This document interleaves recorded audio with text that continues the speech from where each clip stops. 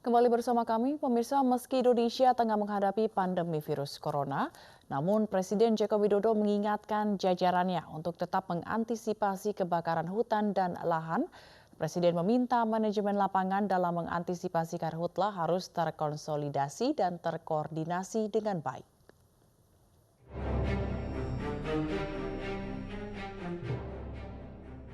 Presiden Joko Widodo mengingatkan jajarannya untuk tetap mengantisipasi kebakaran hutan dan lahan atau karhutla meski Indonesia tengah menghadapi pandemi COVID-19.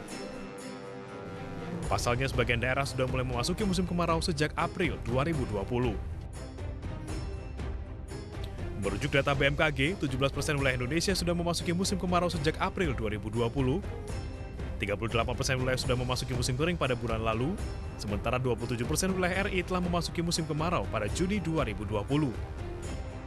Jokowi meminta koordinasi yang baik antara manajemen lapangan dalam antisipasi karhutla. Jangan lupakan kita juga memiliki sebuah pekerjaan besar dalam rangka mengantisipasi kebakaran lahan dan hutan. Oleh sebab itu, rapat terbatas pada pagi hari ini kita akan mengingatkan kembali apa yang harus kita lakukan.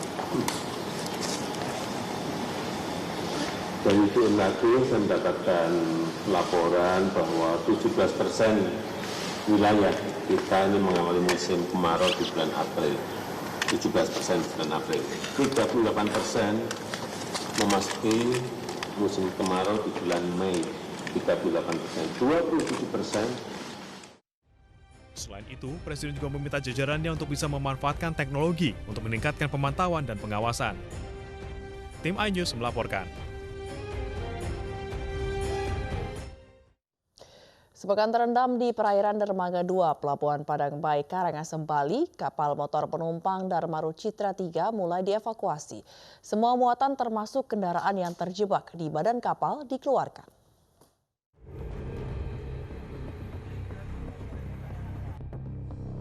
Petugas mengevakuasi sejumlah muatan yang terjebak di dalam badan kapal motor penumpang Dharma Citra 3 yang terendam di Dermaga 2 Pelabuhan Padang Bayi, Karangasem, Bali.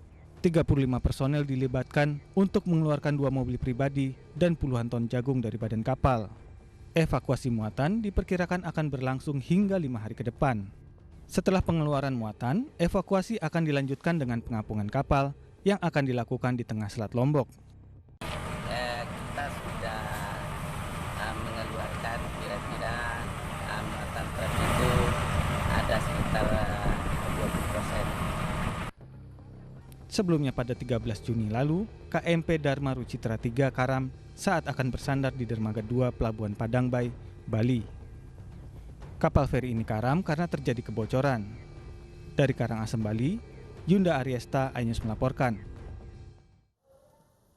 Ormas Persatuan Desa Nusantara atau Parade Nusantara hari ini mengajukan gugatan uji materi ke Mahkamah Konstitusi. Gugatan ditujukan terhadap Perpu nomor 1 tahun 2020 tentang kebijakan keuangan dan stabilitas sistem keuangan untuk penanganan COVID-19.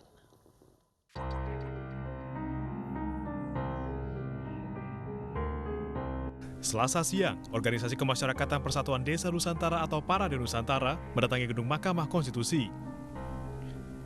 Mereka membawa berkas-berkas lengkap permohonan uji materi terhadap Perpu nomor 1 tahun 2020 yang telah disahkan menjadi Undang-Undang nomor 2 tahun 2020. Undang-undang ini mengatur tentang kebijakan keuangan dan stabilitas sistem keuangan untuk penanganan COVID-19. Parade Nusantara menilai keberadaan pasal 28 ayat 8 dapat mengancam sumber bantuan dana desa.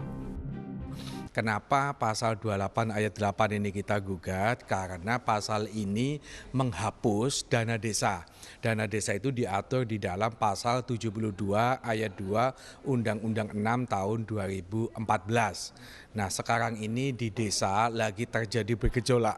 Kenapa? Karena di satu sisi kita pengen ada pembangunan di desa supaya ada pemerataan pembangunan, tetapi tiba-tiba pasal untuk dana desa, bantuan dana desa dari APBN ini kok malah dihapus. Sejauh ini, MK telah mengabulkan permohonan uji materi dan menerima berkas-berkas yang diajukan untuk dilanjutkan ke persidangan. Sementara Parade Nusantara dan sejumlah ikatan desa lainnya akan mengawasi proses hukum yang berjalan selama masa persidangan yang ditentukan oleh MK nantinya.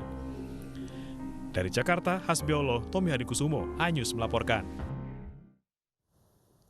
Pemerintah Arab Saudi memutuskan ibadah haji tahun ini diselenggarakan dengan sangat terbatas dengan jumlah jemaah calon haji tidak lebih dari 10.000 orang. Jemaah yang diizinkan menjalankan ibadah haji hanya warga negara Arab Saudi dan warga negara asing yang berdomisili di Arab Saudi.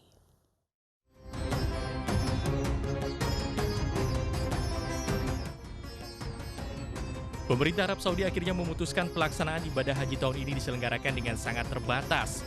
Keputusan ini diambil setelah mempertimbangkan berbagai aspek, terutama terkait pandemi COVID-19. Sementara KBRI Riyadh memastikan penyelenggaraan ibadah haji tahun ini sangat terbatas dan hanya berlaku bagi warga negara Arab Saudi atau warga negara asing yang bermukim atau berdomisili di Arab Saudi.